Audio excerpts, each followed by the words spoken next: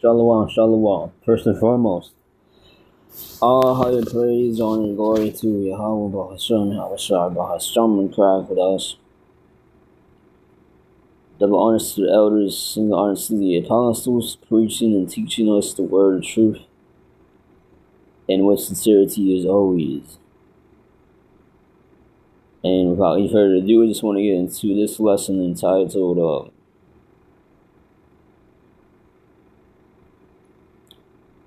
about going into Psalm 110. So I mean Psalm 10. So Psalm 10 verse 1, why standest thou afar off, O Lord? Why hidest thou thyself in times of trouble? And this is the main reason why I wanted to choose this psalm here, because verse 1 here. You feel this sometimes. This is just a feeling you get being in this body. And when you, especially us who feel the hell and the pain of being here in Babylon, which is likened unto prison time. If you ever been to prison or anything similar to that, especially for more than a month, 2 months, then you understand how similar it feels to this. Even though you ain't in a literal cage, a literal prison, this is at times feels exactly like literal prison. You see motherfuckers happy. Wow. You're just like, what the fuck are they happy about? We're in a fucking goddamn prison right now. How the fuck can you be happy? Psalm 10 verse 1. Why standest thou afar off, O Lord? Why hidest thou self in times of trouble? So especially when those times come, you're like, damn.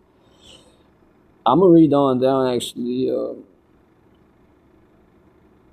Then I'll come back to that. The wicked in his pride doth persecute the poor. Exactly, because the wicked is in power. Especially, I was thinking about this earlier. So I'm going to just say what I was feeling earlier as I was meditating this. The wicked there in his pride doth persecute the poor. Matter of fact. Okay, I want to get this. Because I wrote a little document here going into a video topic ideas. So I wrote this down earlier. This is my thoughts I wrote earlier. Psalm 10 in documents about the wicked ruling.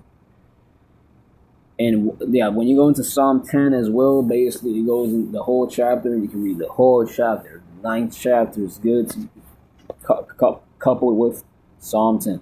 Psalm 9 coupled with Psalm 10 fit perfectly with each other. About the wicked ruling and wanting the Lord to end him. And it feeling like the Lord is taking too long, or like he forgot. Like he's forgetting that this nigga's wicked. You gotta take him out now, type stuff. And urgency type stuff. This is Psalm 10 and 2. The wicked in his pride doth persecute the poor. Because he's persecuting the poor. Who's the poor? Once again, we always say this. I love saying this. Who's the poor? Who's the poor once again? Who's the widows? Who's the orphans? The fatherless? The Israelites. Who's thy neighbor? That one scripture Christians bug out with. Fake Christians bug out with. The Israelites. The Israelites are thy neighbor. The Israelites are the poor, the widow, they're the fatherless. Because we're on the bottom right now. I don't care if it's some poor Edomite that's strung out on drugs. He's better off than your most rich Jake. Okay.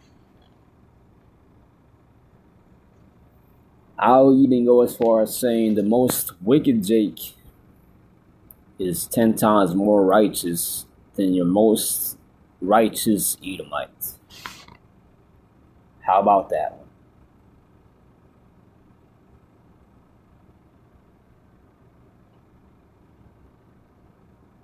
I'll debate anybody on that one.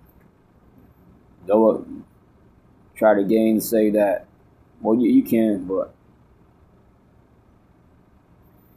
because there's two to everything. So there's Psalm 10 and verse 2. Two ways to anything you can put it. And the wicked in his pride doth persecute the poor. It depends on how you look at it. The wicked in his pride doth persecute the poor. Let them be taken in the devices that they have imagined. Yeah, when I was thinking about this earlier, when I saw this one clip, just meditating on this earlier, like, let me show you this clip here. Just to prove it.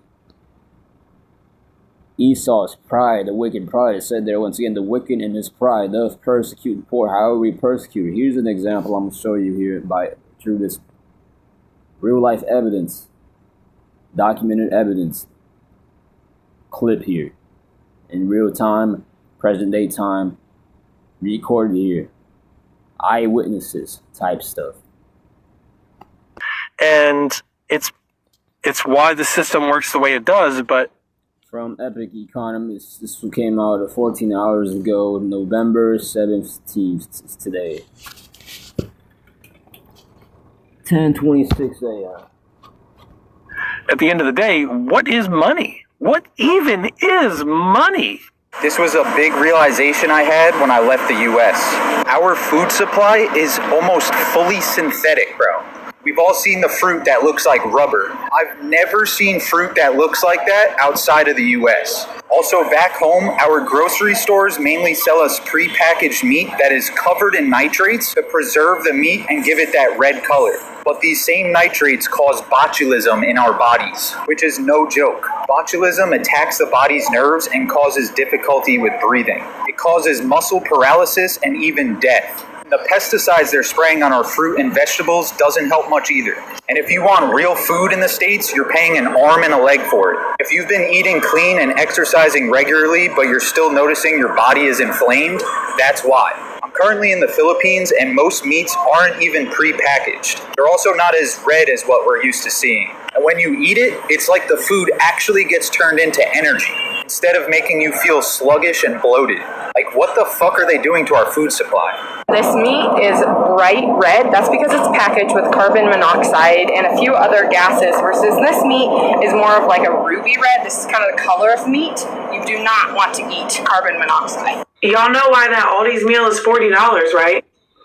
I've been watching a lot of videos that talk about fake fruits, fake vegetables, and here I am with some fake fruit. I ordered some, I purchased some organic, Simple Truth avocados that I've been sitting in my refrigerator actually for a few weeks. And I said, let me just look what they look. Let me just check out and see what they look like. And when I cut it open, it looks super fresh, but it is also super rubbery. Like I'm bending it. I've never seen an avocado do this. And it's like, look at this. Okay, I've never seen an avocado do that. I am so bothered. So, what is happening here? EPA, what is happening here? What are you feeding? Deuteronomy 28, which perfectly coupled with Deuteronomy 28:22 here. The Lord shall smite thee with a consumption. They just mentioned the diseases that come from those our processed food supply. 90% of our food supply is processed. You think you're eating healthy? Yeah, check again. The Lord shall smite thee with a consumption and with a fever and with an inflammation. So look, check this out. We don't even know what real fruit tastes like.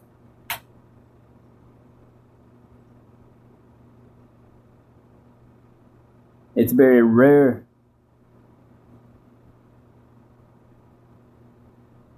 Very rare. And then the diseases, the side effects that come with them diseases, fever, inflammation, and with extreme burning, and with the sword. Sword there, metaphor for destruction. Bodies are destroyed. The Lord shall smite us with that sword. And with blasting and with mildew. How bad our guts are. How bad our hearts are.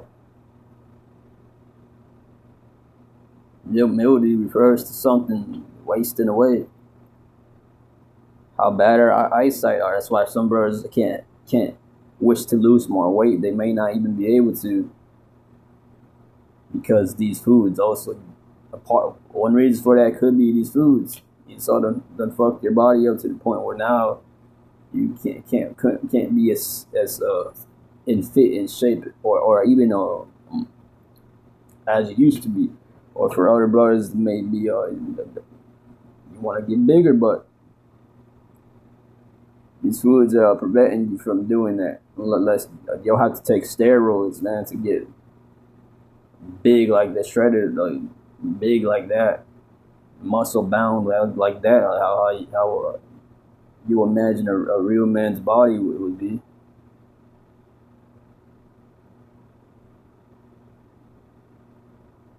You see some of these dudes, you look at these bodybuilders, it's like height, dick size, goes all into other things too. Eyesight, poor eyesight. Brothers may need glasses. Why is that, brother? Because the foods Esau, the Lord did smite you with the destruction through Esau, our enemy. And they shall pursue thee until thou perish, until we die, until we leave the earth. Verse 33, the fruit of thy land and all thy labors shall a nation which thou knowest not eat up.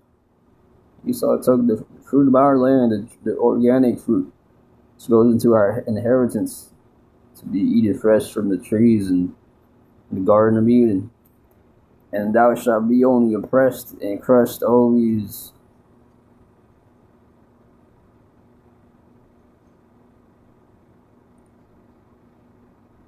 Thou shalt have olive trees throughout all thy coasts, but thou shalt not anoint thyself with the oil, for thine olive shall cast his fruit. And Jakes don't own those. Jakes barely even own any a damn apple tree in the backyard. One apple tree. Jakes don't own much.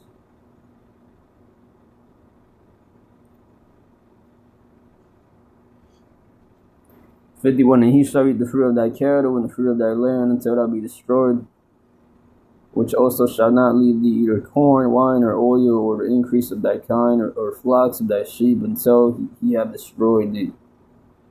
Yep. Our food is defiled.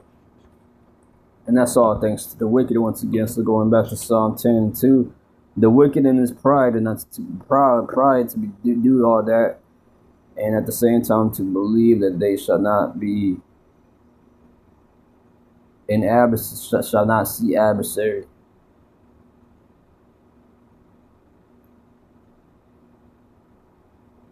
To give you an idea, look at one chariot, and look at what this one chariot can do. There's reports, and I've seen videos already documented of one chariot shutting down and then a nuclear reactor, and also another one where an angel turns it on. Videos of this one chariot being shot with all these hundreds of bullets, rounds, a bit from big guns, big ass guns, not no little ass pistols and some machine assault rifles, automatic rifles, whatever. These were big guns, like the modern day Gatling guns. Shot in Iran. The Iranian army were all commanded to shoot this chariot. The chariot was blocking all the bullets. So it's one chariot can do that. You imagine that strength. And if what we're saying is true, and that what we're saying is true, that And you add the pieces of that together with what we're saying, that the angels are in the chariots, they are black Latino men. That's the power of the Lord. So that's already an army right there. That's already a military might right there. Lord could already take this. No, so knowing that now, here's a board's clear statement. The Lord could already take this devil out now. But these devils don't consider that. They laugh in their pride, and they avoid those thoughts. That's pride. So hence the scripture they say, they shall not see adversary. The wicked believeth he shall not see adversary. He shall see adversary. It says down here, continuing on in the verse. Let them be taken in the devices that they have imagined.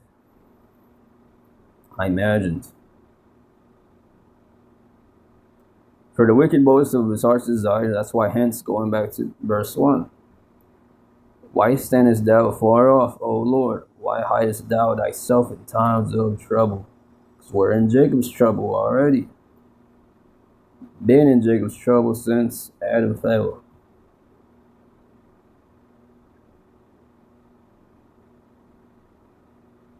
That they have imagined. For the wicked doth boast of his heart's desire.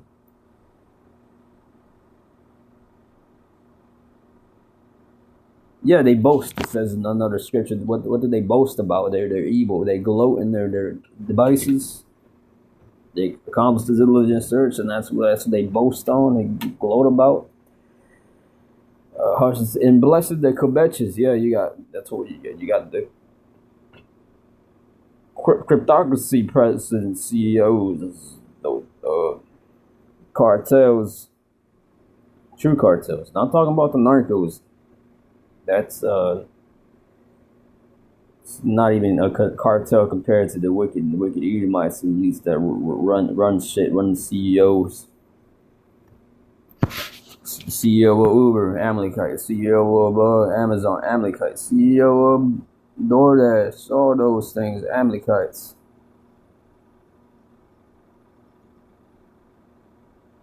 My people ain't the ones that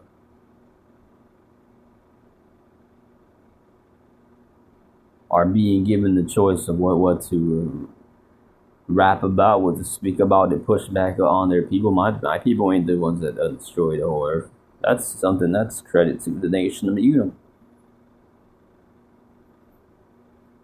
For the wicked boasteth of his heart's desire, and blessed the covetous. That's why you can't get up in this society without bowing oaths to their indoctrination, the left-hand Luciferian indoctrination. Come on. Part 2 soon here.